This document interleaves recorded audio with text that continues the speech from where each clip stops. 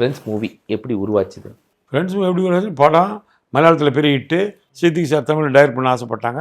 அப்பச்சன் producer, சரிதா வந்து EB எல்லாம் சேர்ந்து ஃப்ரெண்ட்ஸ் விஜய் போட்டாங்க, சூர்யா போட்டாங்க. அவங்க ரெண்டும் ஃப்ரெண்ட்ஸ் ஆல்ரெடி லைலா காலேஜ் ஒன்றா படித்தவங்க. அதனால் அவங்கள போட்டாங்க. காமெடின்னு என்ன போட்டாங்க, அவ்வளோதான் மேட்ரு, வேறு என்ன இல்லை. இல்லை, 2 பேரும் ரொம்ப யங் ஏஜ். ஆமாம், எப்படி ஒரே இதில் ஃபிக்ஸ் ஆனாங்க? ஏன்னா அவங்க ரெண்டும் ஒன்றா படித்தவங்க லைலாவில். அதனால் அவங்க 2 பேர் போட்டாங்க.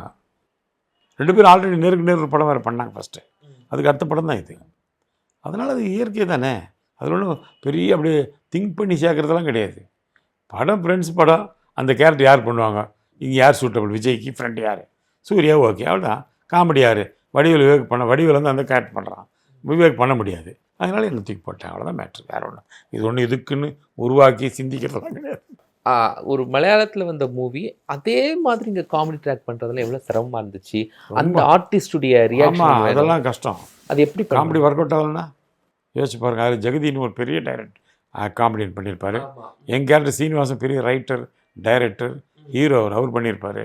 அப்போ ஜெயராம், முகேஷ் எப்படி இருக்கும் அந்த காம்பினேஷன் பாருங்கள். இப்போ அதே காம்பினேஷன் இங்கே ஒர்க் அவுட் ஆகுனா சித்திக் சாரால் தான் முடியும், வேறு யாராலும் முடியாது. அதை பண்ணார். அதில் சில பெர்ஃபெக்ஷனாக இல்லை அப்படின்னு ரீடேக்ஸ் அந்த மாதிரி ஏதாவது?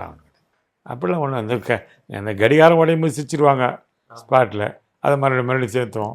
அப்படி தானே வழிய நடிப்பில் ரீடேக்கெல்லாம் விஜய் சூர்யா பற்றி சொல்ல வேணுமா?